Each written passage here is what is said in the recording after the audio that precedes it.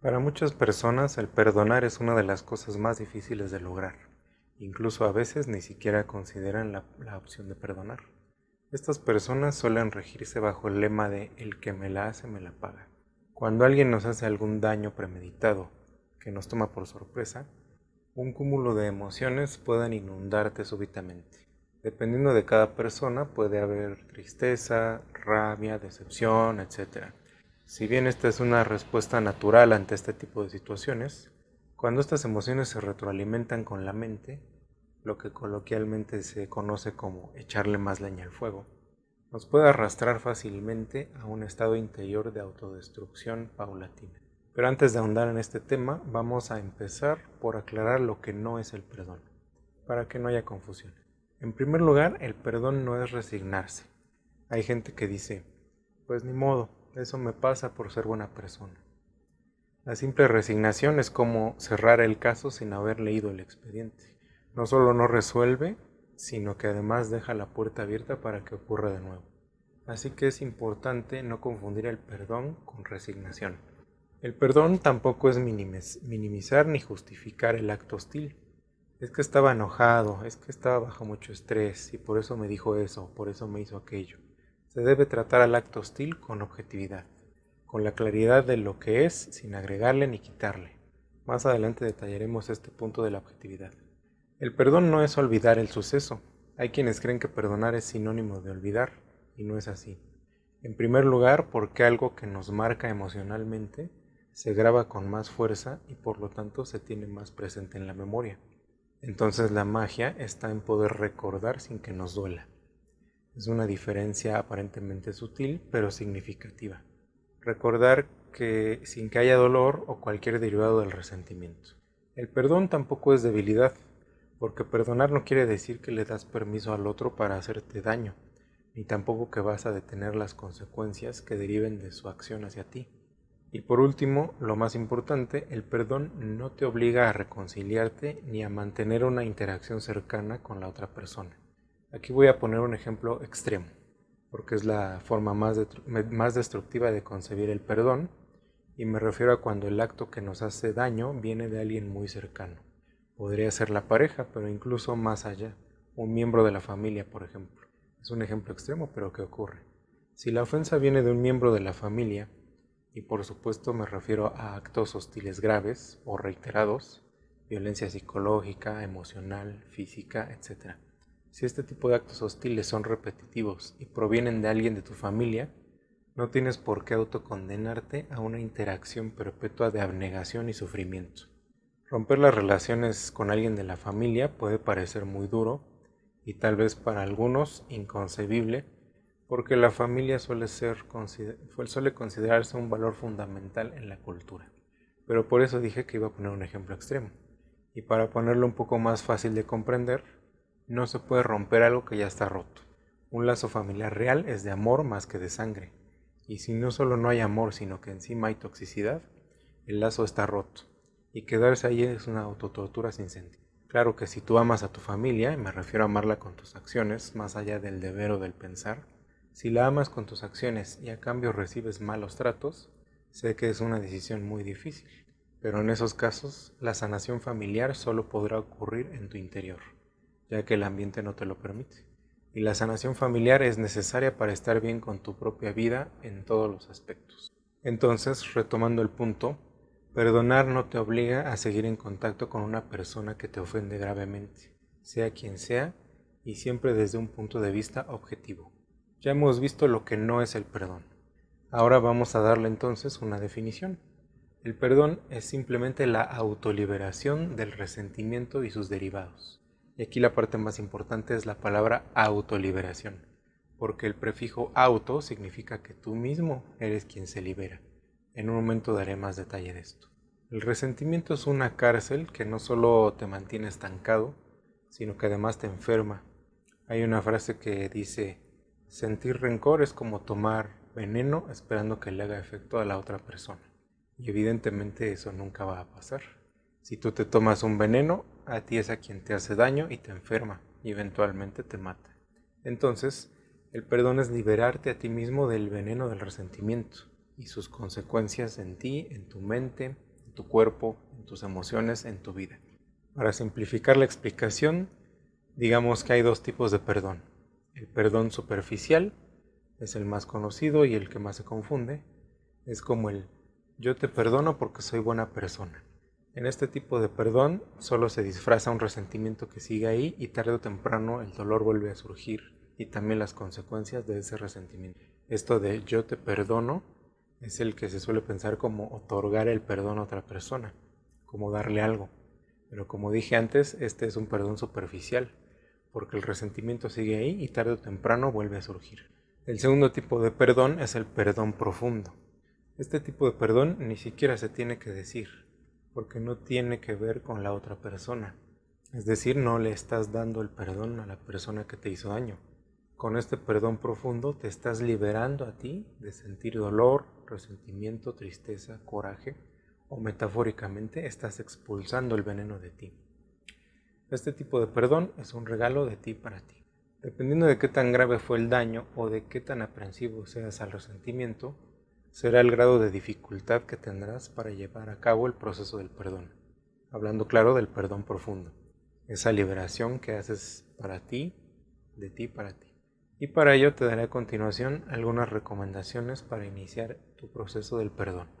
La primera recomendación es que debes tener la intención verdadera de querer perdonar para liberarte, porque si tu intención sigue siendo la venganza o seguir echando pestes, pues te será muy difícil el avance en este proceso, porque cualquier cosa que reavives, recuerdes o descubras en tu sentir profundo, inmediatamente intensificará tu resentimiento y tendrás que volver a empezar.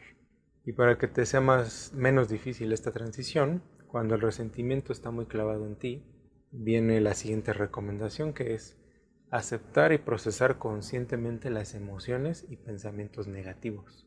Debajo del rencor o del resentimiento hay una o más emociones escondidas, pero no las podemos ver porque el resentimiento siempre nos lleva a expulsar y dirigir la atención hacia la otra persona.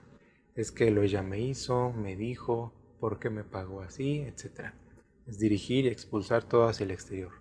Por lo tanto, es necesario como primer paso desahogar estas emociones, pero conscientemente, es decir, que las emociones no te controlen, pero que tú les permitas manifestarse sin dejar de ser tú el guía. Para esto puedes apoyarte de una técnica de disociación, la cual consiste en imaginarte viéndote a ti mismo en una pantalla, como si estuvieras viendo una película de ti. Este ejercicio de preferencia hazlo en un lugar a solas y donde puedas hacer ruido para que funcione mejor. Entonces, lo que pasa dentro de la pantalla de la película es todo lo que tú expresas, de lo que piensas, de lo que sientes al respecto de tu resentimiento. Debe ser muy vívido, usar todo tu cuerpo, gritar si es necesario, llorar, es decir, expresar desde las entrañas lo que necesites, pero recordando que es algo que estás actuando en la película. Es decir, tú prestas el cuerpo como siendo un actor y dejas que las emociones y lo que expresas se manifiesten en la pantalla. Pero interiormente también tú vas a ser el observador. Vas a estar afuera de la pantalla viendo esa película, simplemente observando. Y esta técnica te va a permitir ver detalles que no puedes ver desde dentro. Porque mientras tú estés identificado con ese personaje, lleno de ira, tristeza, resentimiento, no puedes ver el panorama completo. Entonces, con este ejercicio, mientras expresas, también te vuelves el observador del personaje para que puedas ver el panorama completo. Y así puedes ir descubriendo las emociones debajo del resentimiento para poder entrar a la siguiente recomendación. Una vez que hayas expresado conscientemente desde las entrañas todas y cada una de tus emociones profundas, entonces ahora sí es posible el siguiente paso, que es analizar con objetividad el daño recibido, pero también las circunstancias y situaciones que influyeron para que ocurriera. Pongamos un ejemplo drástico. Tu mamá te abandonó cuando eras niño. Probablemente lo primero que pensarás al respecto de esta idea es que era una pésima madre, que no sabía qué era el amor, que eso no se hace, etc. Aquí la objetividad inicia desde notar que un niño no construye ese tipo de conclusiones racionales y elaboradas. Si a un niño lo abandona su mamá, simplemente siente la ausencia repentina del abandono y muchas veces no sabe qué pasa. Pero los adultos de su entorno van impregnando sus opiniones en el niño, implícita o explícitamente, y el niño finalmente termina absorbiéndolas sin notarlo como si fueran suyas. Lo siguiente que podríamos obtener aplicando la objetividad en este ejemplo es que realmente no podemos saber lo que la madre pensó, lo que sintió, lo que estaba viviendo, etc. Como dije al principio, no se trata de justificar ni de minimizar el acto hostil, simplemente ver las cosas como son, sin agregarle y sin quitarle. Para que puedas lograr esta visión objetiva, no debe haber emociones al rojo vivo, por eso la importancia del punto anterior. Y para final este caso hipotético del niño abandonado, y además acotando que en este ejemplo ese niño que fue abandonado hoy ya es un adulto, una posible conclusión objetiva desde este adulto podría ser: sí, en efecto mi madre me abandonó, me causó mucha tristeza por mucho tiempo, pero logré sobrevivir y ahora puedo hacerme cargo yo mismo de lo que sea que necesite. Y me refiero sobre todo a la parte emocional, que una vez que se liberó el resentimiento, si lo que quedó es tristeza, pues este adulto ya puede hacerse cargo de resolver su tristeza. Lo mismo con cualquier otra emoción. El adulto ya se puede hacer cargo y ya sin tener todas estas emociones soldadas al acto hostil de la persona. La visión objetiva permite separar los hechos de lo que hay y por lo tanto poder atender lo que puedes atender y resolverlo como adulto.